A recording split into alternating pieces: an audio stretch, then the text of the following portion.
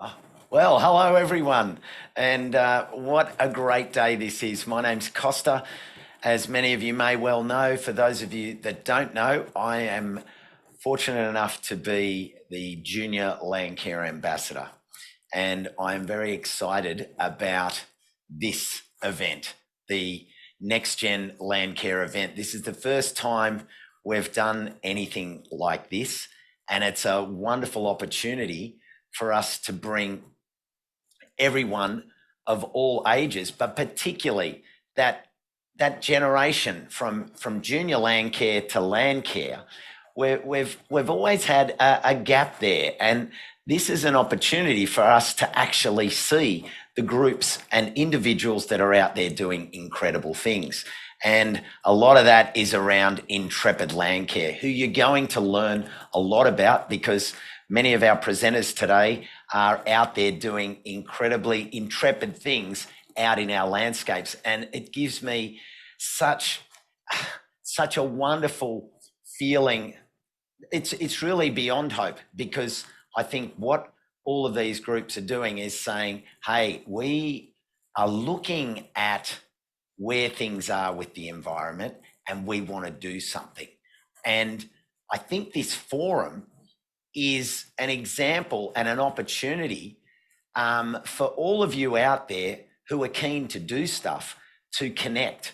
And, you know, when you think about all the things that have happened online over the last 2 years, one of the best things about it is that it's a chance for everyone to get together. We couldn't bring all of you into Sydney. That's a big ask, but you're all here, and we're actually where you are, because that's the joy of the internet. It gives us this chance to get together. And what's more, as delegates, as online delegates, you've got connection to everyone else that's here at the forum.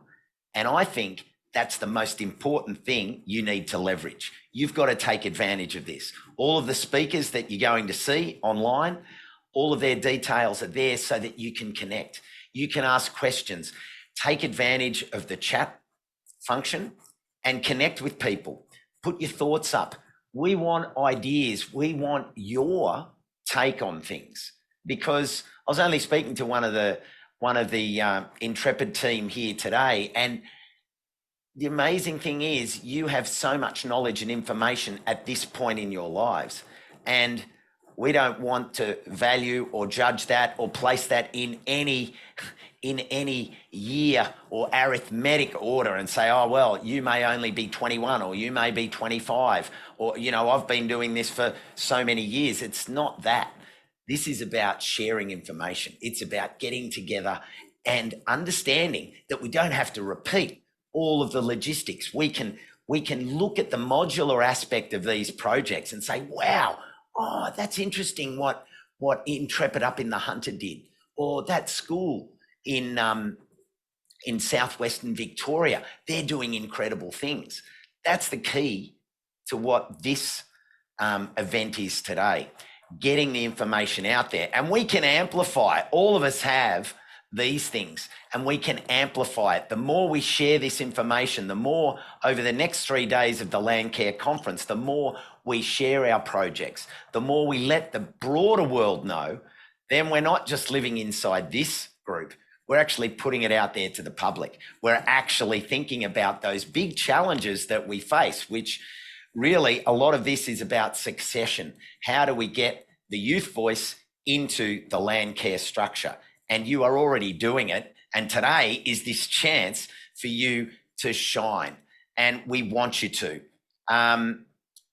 There's such a diversity of projects, and whether it's bush care, whether it's coast care, whether you're a saltwater spirit looking after your dunes and your wetlands, whether you're up in the ridges and in the mountains, or whether you're around a lake or your creeks and your streams, or whether it's on farmland, or maybe you're in the city. But every little piece of the puzzle matters. And the work that you're doing and the contribution that you're doing and the volunteering, but also the other work that you're putting in behind the scenes, in supporting, in sharing this knowledge, in using your skills, whether you've got specific computer skills, whether you've got engineering skills, whether you've got landscaping skills. Maybe you're a really good plants person, and you can get in and share your skills of propagation and nursery work. All of these things matter. Maybe you're a good photographer. We need images. Images are critical because, you know, in today's world, we're scrolling constantly, and wonderful images are a way to connect the story to the heart, because we have the facts. We know that. We only need to look at the report on the environment to know the facts are in. What we need is the action, and you're doing it. You're doing it by turning up today. So can you all put into the chat, just so we've got a broad picture of where you're all coming from? Drop into the chat where you're coming from today. Where are you sitting? What country are you on? What Landcare groups are you from? And what do you do? Just give us a little bit of a tap in there so we can see, because I'm looking around the room here and there's people that have converged from interstate, and we just want to know where and how far all of our projects are reaching around the continent. Over the next 4 hours, we're going to be hearing about some fantastic projects, fantastic speakers that whose work and whose piece of that puzzle is making change. As I said, and I think I'll wrap it up, because we're going to, by way of introduction, we're going to go to an acknowledgement of country shortly. But I'll finish off by saying that today is an opportunity. It's a chance for each and every one of us to put down any differences and acknowledge that every age group can do something that works towards the end goal. And what's our end goal? Caring for country, creating corridors, looking after our landscapes, protecting and removing species of plants from the threatened list and getting them onto just the existing happily, and being part of a landscape and an ecology, understanding our wetlands, contributing knowledge and information. I'm really excited and I'm really chuffed as ambassador to see that this event is taking place, to see all of you out there being a part of it. So from Junior Landcare and Intrepid Landcare, I want to throw a big welcome to all of you. Let's make this the first of really an integrated part of any Landcare events long into the future. You're a part of it. Your presence matters, your projects matter, your ideas, your creativity, your visions, and most of all, your heart. Let's share it around today. I can't wait to join in on the chats and hear from our speakers. Well, good morning, everyone. Thank you, Costa, for that wonderful introduction. My name's Annette and I'm from Intrepid Landcare. And I'd just also like to extend my welcome to all of you for joining us today. We're really excited to have you here for our NextGen Landcare Youth Forum. And we've got you joining us today from all over Australia. So I'd like to begin today by acknowledging the traditional owners of all the countries on which we're participating. We pay our respects to Aboriginal and Torres Strait Islanders and their elders, past, present and emerging, and acknowledge the continuing connection to land, water, sky and community of the First Nations people. We recognise that their continuing knowledge, stories and culture is the oldest in the world. We thank traditional custodians for caring for country for thousands of generations. And we remember that today and every day we are on stolen lands, and that this was and always will be Aboriginal land. By coming together with First Nations people, we can share and learn from each other and more deeply understand, connect and care for Mother Nature and its peoples. We would also like to extend a very warm welcome and pay our respects to First Nations people joining us today, and we're very pleased to have you here today. So we're coming to you today from Sydney on the traditional lands of the Gadigal people of the Eora Nation. So welcome and thanks very much for being here. We're really looking forward to sharing with you what we've got in store for you. So let's get excited, begin our journey today and make stuff happen.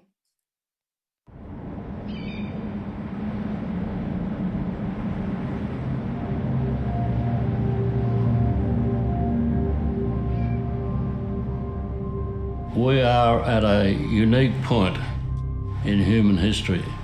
Due to the scientific genius of men and women, we can either, on the one hand, improve the standard and quality of life of all mankind, or we can destroy the planet as we know it.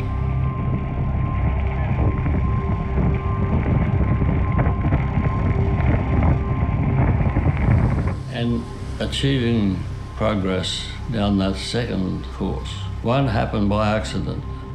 It requires good people, ordinary people, to identify themselves with these issues of the environment.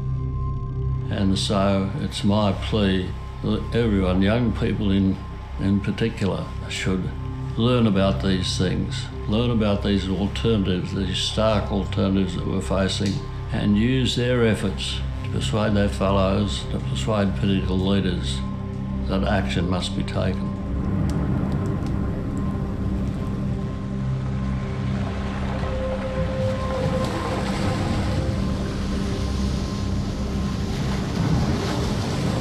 We've got to realise we live in a world that has changed beyond recognition. One of the things that's worried me is as though society as a whole has had a lobotomy. That part of the brain which is concerned with scientific and technical research has developed almost beyond measure. But that part of our collective brain, which is concerned, if I can put it with the phrase social engineering, adapting the world and thinking about the changes to be made to live with the changed world in which we live, we haven't been so progressive. So what I'm pleading with the young people particularly is to let's undo this lobotomy and let's get equal emphasis on our capacities in the technical field and the social engineering field.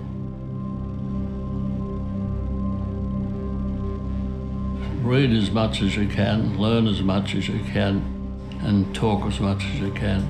This is real politics. This is about just not your future as a young person, but the younger people coming on behind you. Are they going to have a habitable world? We've got to do our very best to ensure that they do.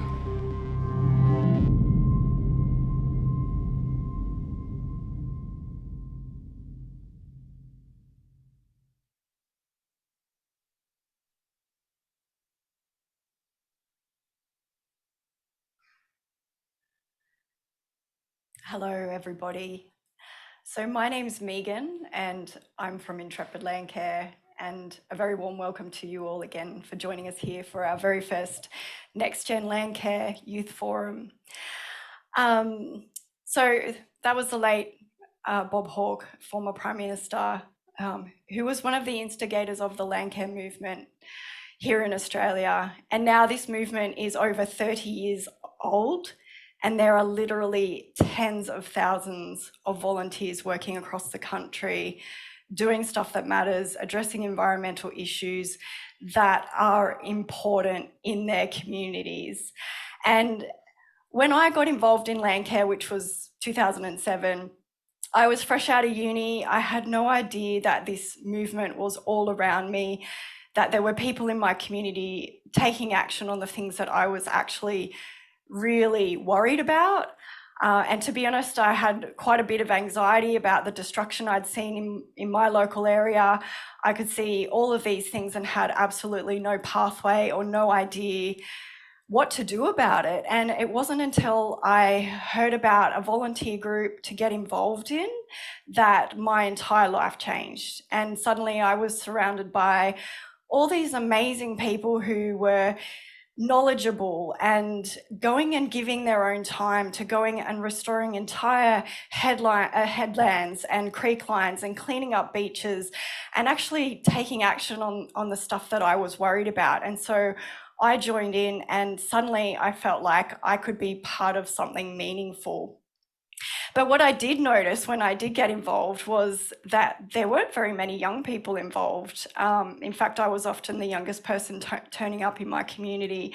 And I really couldn't understand this because what I was getting out of Landcare was nothing that I could have learnt at university or at school. I was getting real life experience. I was actually applying the knowledge I'd read in textbooks, and it just opened up this whole world of seeing my local landscape in ways that I never had before. And I really felt like young people were missing out on this opportunity. So I started running a group for young people in my local area, which is in Wollongong, New South Wales. And what we would do every month was we'd go and work with an existing Landcare group in our community, and we would learn from them, and we would contribute to their projects, and we would help them out with the stuff that they needed extra help and youthful help with. And in that journey, we had so many adventures, and many young people unexpectedly were finding new friends who had previously felt socially isolated. Our mental health and well-being was improving, and we felt meaningful and purposeful in our lives. And it was just so inspiring to see what we could achieve when we got together and we created something. And that's exactly what Intrepid Landcare is about. And so we decided, with more young people around Australia, to set up this organisation and provide even more pathways and opportunities to get young people connected to their communities, connected to each other, and doing stuff that matters to them in their own unique ways. And so today we have over 24 groups working all over Australia, running their own youthful projects in collaboration with their communities. And this is from anything from restoring dunes to going out and doing citizen science projects to looking at soil health and restoring agricultural systems. The projects are as diverse as this country and as diverse as its landscapes. And we've learnt so much along the way. And this is why we wanted to bring this forum to you, is so that these young people who have been out practicing these things in their communities, doing this stuff, learning their own ways of doing projects, so that we can bring their stories now to you to share more inspiration, more ways of taking action, so that you can hopefully take some of these messages, some of these learnings back into your own schools or back into your own communities, and continue the journey and the legacy that is a Landcare in Australia. And Landcare actually exists in 20 countries around the world as well. So this model of restoring the environment has been picked up all over the world. It is a model that works, it's a model that's unique, and it's a model that can be applied in any local environment. Now, those of you joining us today who are just starting out on your journey, we really hope that by hearing the stories of all these young people who are doing stuff in their communities, you're going to get some ideas and some inspiration for just a starting point for things that you can potentially do in your community. And for those of you, we know there's many of you joining from Landcare networks, or you're part of school communities who want to support more young people in your community. Take this forum and make it your own back in your own community. Run a mini forum, take the slides from today, take the stories from today, and share them. Share them where young people might need to hear these stories.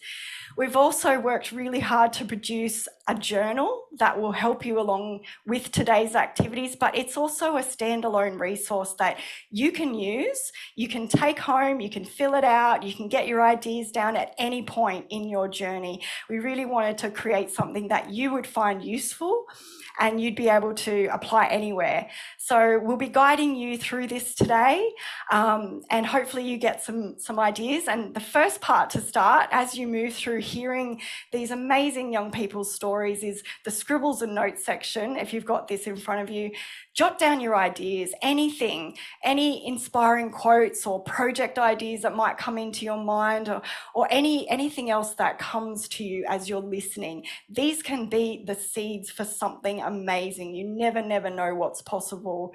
So on that note, I'm going to hand back to Annette to start hearing from these young people. So I hope you enjoy the day. We've worked hard to bring this to you, and we hope you walk away inspired and connected and enabled to do stuff that matters in your community. Thank you, Megan, for that great introduction on Intrepid Landcare. So now we're going to move on to our speakers, and first up we've got some young First Nations people joining us who are going to talk to us about connecting and caring for country. So first up we have Joshua Gilbert. So Joshua is a young Warramai man who is a well-known climate and environmental advocate, having bridged the climate change and agricultural discussion to lead one of the first proactive international climate change motions. He has been named Australian Geographic's Young Conservationist of the Year. He's shot a documentary with Al Gore's Climate Reality Project, was a Young Australian of the Year finalist, and shares his Aboriginal wisdom with audiences, such as his TEDx Canberra presentation. His work on traditional native foods has helped shape the industry and provides farmers and traditional landholders with opportunities for the future. So Josh is joining us here today to share a yarn about his journey in caring for country. Over to you, Josh. Thanks so much. G'day, everyone. Hi, I'm Josh Gilbert. I'm a Warramai man from the mid-north coast of New South Wales. And as we always do and always should do, I want to start by acknowledging country and paying my respects to elders, past and present, not only on these countries, Warramai country, but also all the countries that you're joining from today. So a big shout out to all the mob that are joining, and my sincere acknowledgement and thanks for all the elders past and present, for the work that they've done to ensure that we have a voice right across Australia in this movement going forward. I've been very fortunate to have worked with Intrepid Landcare for quite a few years, and for me, the opportunity to share Indigenous knowledge and thoughts has been really important within the broader Landcare movement. And if you go back and think about how Landcare was formed, the story of Rick Farley, for instance, who's one of the key founders of Landcare, you will find that his wife, or his wife at the time, was Linda Burney, who is now obviously an incredible MP, and is making sure that our voice, our Indigenous voices, are heard, not only here in New South Wales and in kind of Indigenous affairs issues across Australia, but also across all issues that are affecting Indigenous people. And obviously one key aspect of that is the environment and climate change.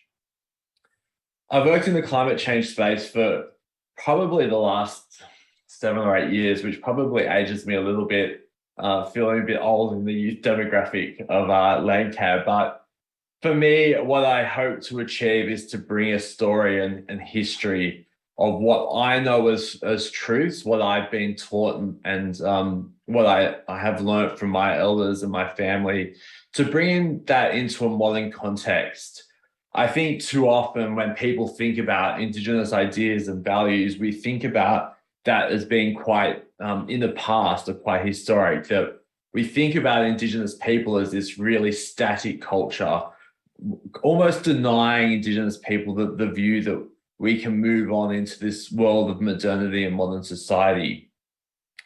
What we do know, though, is that the Indigenous youth demographic is the only growing youth demographic in Australia, that there are going to be more and more young Indigenous kids coming up through our school systems, wanting to be involved in these conversations. And Landcare, as an organisation, will have to keep working with young mob.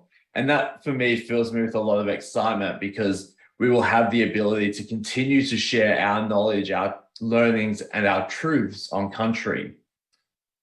So to connect a few dots, as we move forward through a commitment around a treaty and the pathway around what the Uluru Statement has set out, we have a fundamental opportunity to increase the interest and increase the knowledge that Indigenous people play, not only into the governance structures that we have here in Australia, but also into every conversation that impacts Indigenous people.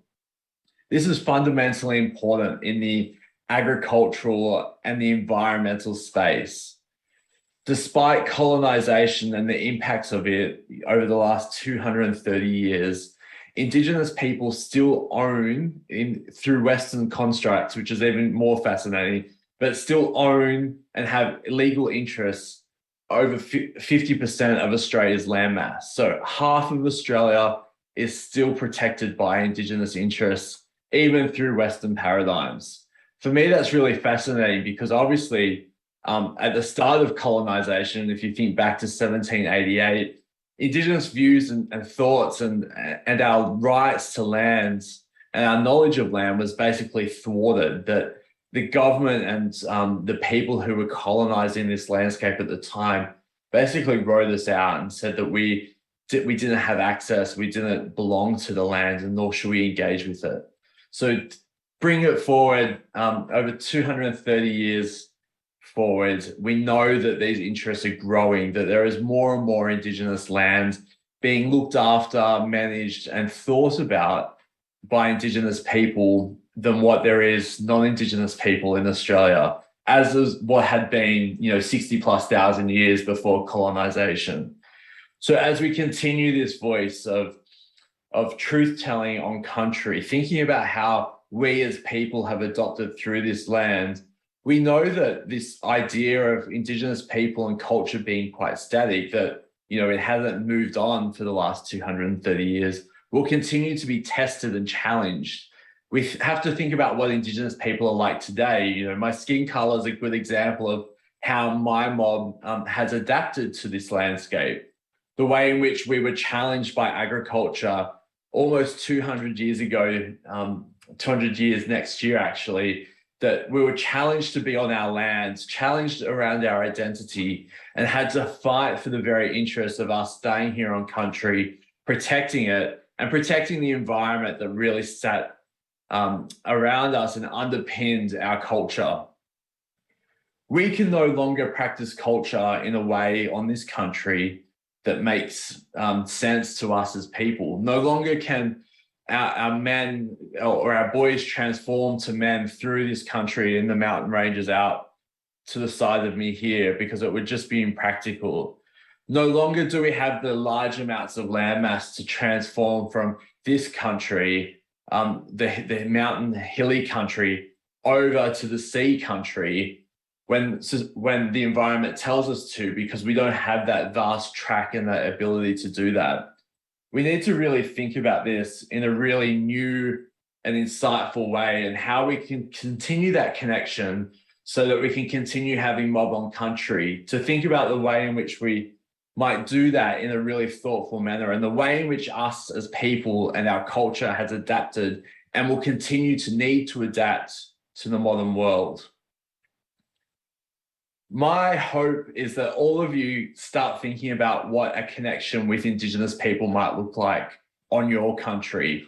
Sit down, have a yarn, and really think about what mob are trying to tell you. What are the bits that you're listening to that you haven't heard before? What are the bits that they keep telling you as to what you should be doing and how to bring those practices in? Because obviously mob aren't seeing it.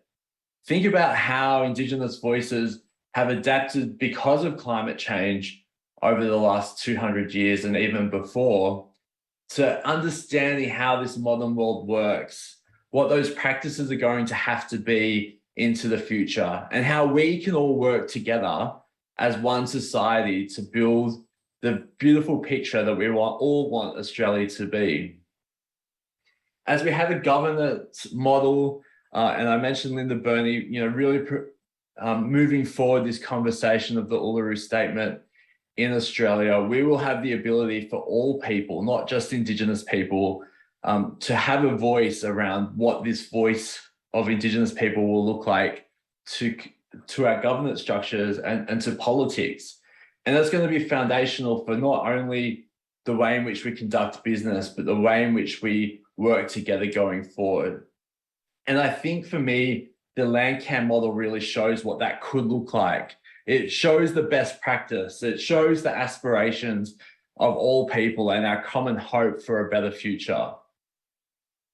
My real goal here on Worimi Country is to ensure that we have the ability to continue practicing culture and practicing that through agriculture for the next 60,000 years. And I hope you start thinking about these moments that we have in our lifetime as not just the little trickle that's going to make something change in the next 5 or 10 years, but these are really the fundamental moments that we have to trigger the next 60,000. Our stories go back that far on this country. The land speaks to us in the way in which we engage with it, and always have engaged with it for at least the last 60,000 years. And I hope that we have the combination of good Indigenous practices and governance to really understand and connect with the best Western practices and technology now to make that dream of the next 60,000 years together, so that we can all be here, we can all celebrate, and we can all have a pristine environment going forward. Thanks so much for having me. I really hope you have a great day at this NextGen Landcare Conference, and it's my absolute pleasure to be here. Thanks so much. Thank you very much, Josh. That's been really great to hear your insights and yeah, some very key messages coming out in there. So thanks again for joining us today. Now we'll move on to our next speaker. We've now got Dani Gilbert.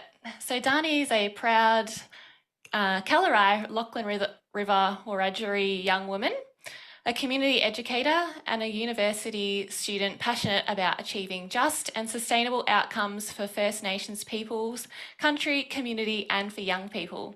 So Dani has grown up involved in community action and caring for country practices, inclusive of seed harvesting, cultural burning, weed eradication work, native vegetation restoration and student-led First Nations plant use projects.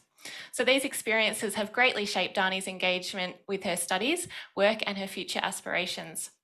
So Dani's going to share her experience working with community and the environment, as well as delving into the power of collective action and how we can identify and overcome the barriers that prevent us from achieving a more just and sustainable future for all.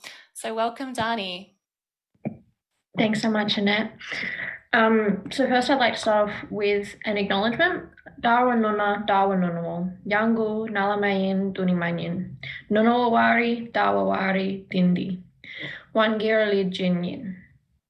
So in the language of the Ngunnawal people, this country is Ngunnawal country. Today, I am coming to you from Ngunnawal country. I acknowledge and pay my respects to Ngunnawal elders. So in acknowledging country, I'd also like to acknowledge and honour First Nations connection to country right around Australia, and particularly their continued stewardship, their customs and their cultural practice that is linked to country. So caring for country is one of the biggest responsibilities First Nations people have when it comes to the land around us. We have this inside culture, we have these really strong reciprocal responsibilities. I always grew up with the saying, look after the land and rivers, and the land and rivers will look after you. So thank you so much, Annette, for introducing me. I'll keep this part brief, but I'll give you a little bit of a context to who I am, because sometimes it's weird to have people sit here presenting to you and not have a real context of what they do or why you might be listening to them. So for a little bit of context to me, I grew up in Canberra. I grew up between three places. I grew up between Canberra, my country, Wiradjuri country, and a place called, out past Captain's Slack, called Durango.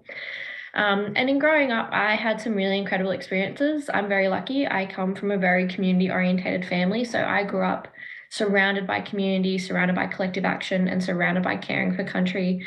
When I was little, my mum and dad used to take us out and show us different plants and show us how you use them. From the age that I was old enough not to try and grab fire with my hands, I learned how to do cultural burning and what that meant.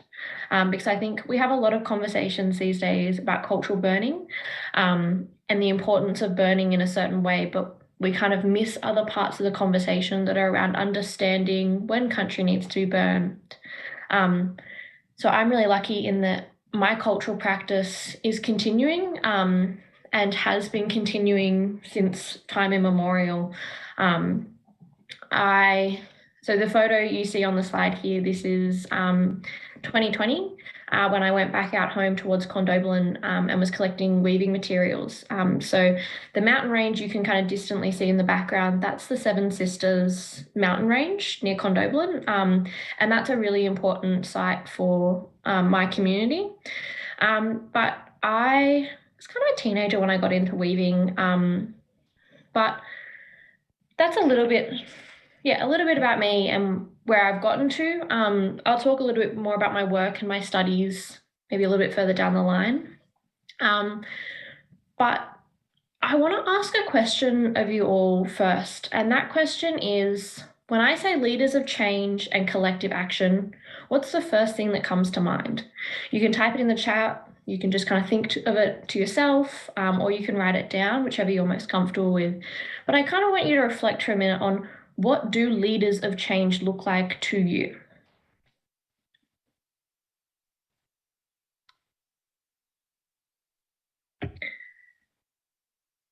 So I grew up in activism. I grew up in advocacy. I grew up on the front lines. I grew up around the Aboriginal Tent Embassy.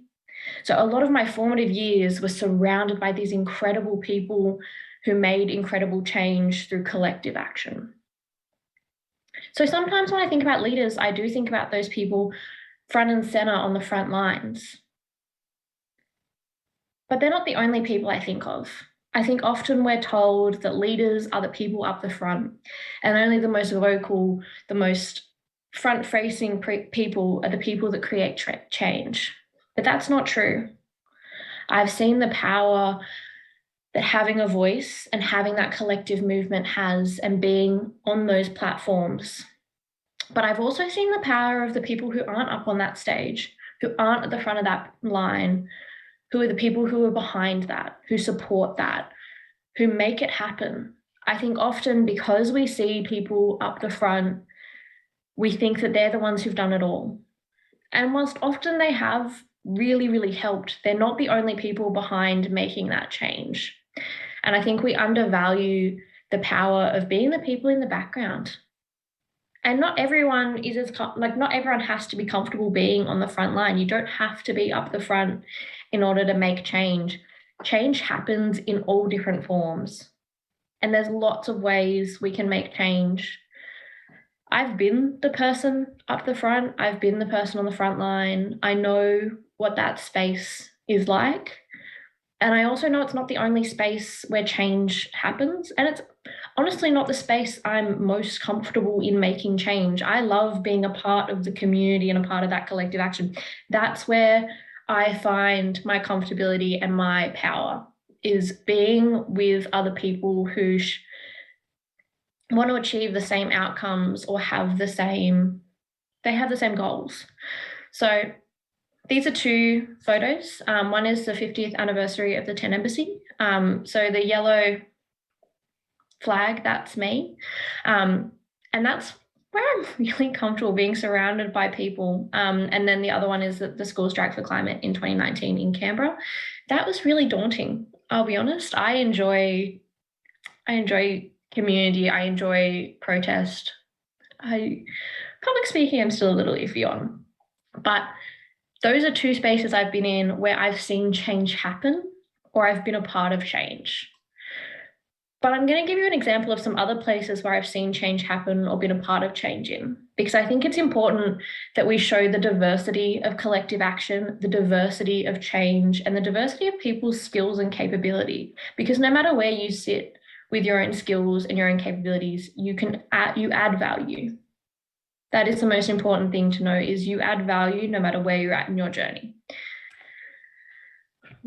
So the next slide is 4 images from 4 different cultural burning workshops. So the one with the orange jackets, that's actually my older brother leading a Fire Futures workshop with young people, teaching them about it. The next one is also my older brother. And then the one where there's like more trees, that's me. And then my older brother again. So as you can see, my older brother is pretty important to me. All my siblings are, they're the best. But my older brother has always been really into burning. And so he has been a part of bringing that practice back. And so it's been an absolute honour to work alongside him in how we teach cultural burning, how we change those conversations, because collective action doesn't always just have to be those big protests, those big projects. They can be education. They can be changing those conversations. I think we put a lot of emphasis on making sure that it's a really visible thing. We want change to be visible. because it makes sense. Why wouldn't you want to be able to see what you're doing and what you're putting out there? But I think sometimes some of the most powerful collective action comes in changing conversation. I think for everyone based in Australia in 2019, 2020, when we had the bushfires, post that, there were some really big changes in conversation, particularly around how we manage fire in this country. And so we kind of moved forward into what does managing fire look like and how do we change that? And cultural burning will be a really important part of engaging in that process in future years to come. The next is a project that I led and that is one of my pride and joys, really. So when I was in college, so year 11 and 12, I wanted to learn how to weave. Weaving is a really important cultural practice that in some areas had been lost. I'm really lucky in that my community, there are still older women who know that practice and know that story that goes with weaving. But the reason I want to show weaving isn't just because I love it. One of the main reasons I wanted to show it is actually to talk about the fact that change and collective action is holistic. So on the left-hand side of this PowerPoint, you can see a couple of photos of weaving workshops. On the right-hand side, though, there is a photo of planting native plants in a garden. So collective action has to be holistic and it has to bring all parts of it together. We can't just have one part without the other. Because in First Nations, particularly in First Nations practices, things don't exist in silos. Weaving is intrinsically connected to the plants and the health of the landscape in which you weave. So understanding that means we have to look at all parts of where we're engaging and what we're engaging with. And often we kind of forget parts, and that's totally normal. We have incredibly busy lives. Sometimes it's easy to drop things off. But I think I want to encourage everyone, when you're thinking about a project or you're thinking about something you want to engage with, take just one step back and think about it in the bigger picture of everything. How does this connect to this? So for me, it was understanding, how does learning to weave connect with promoting native plants in and around the areas I wanted to weave? And part of that was literally just planting plants. But it was about promoting that overall healthy growth and having a more holistic view towards cultural practice and aligning that with the values I knew of First Nations people. And then this is one of my favorite slides. And the reason it's one of my favorite slides is because of the animals on it. So I'm incredibly lucky. I work at a place called Mulligan's Flatwood Lang Sanctuary and also a place called Jerrabomba Wetlands. So these two places are sites of ecological significance. So I have had some really incredible opportunities in working out there. But these photos actually came before I worked out there. They're actually volunteering. And I think volunteering is an incredible way to be a part of collective action. And the reason being is that if you volunteer, you're a part of that bigger collective and you're a part of that movement and that practice without having to be just within it or leading it. So I got to release baby turtles, baby eastern long-necked turtles when they hatched. I also got to do echidna surveys. So for me, volunteering was being a part of that collective action that looks at animal health, that looks at environmental health, because these species are incredibly important. So again, I would encourage you to look at collective action in its diversity. Volunteering is a part of collective action. The next slide is a similar idea, so still on that volunteering vein, but having a look at how we can connect with other people to ensure a better future, to make a better tomorrow.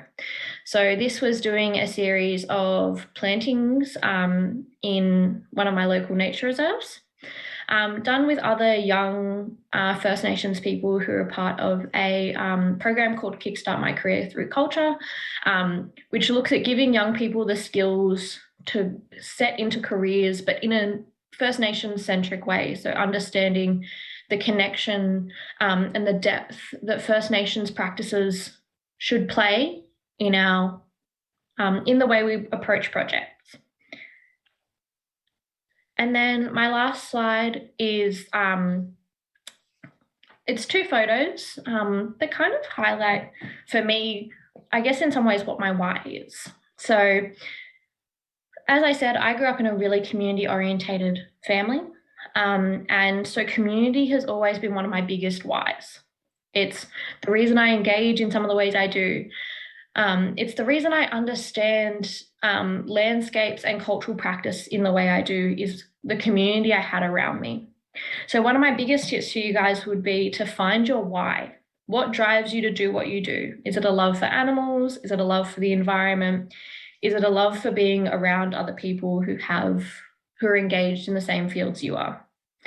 So, and my other, I guess my other thing would be create a community around you. There is such a massive power in collective action and community action. And I think we often don't harness that. So I'd encourage you in all the steps you take going forward that you bring your community with you, or you create a community that will help you get where you want to go.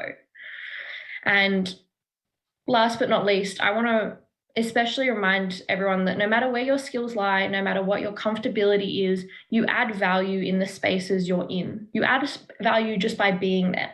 Participation is one of the most incredible ways to add value, and you don't have to be up the front to do it.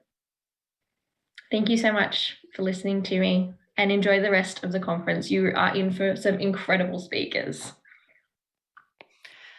Wow, thanks very much for speaking, Dani. That's been really great to hear. And thank you again to Josh for your presentation as well. It's, as we've heard this morning, those First Nations perspectives are really important.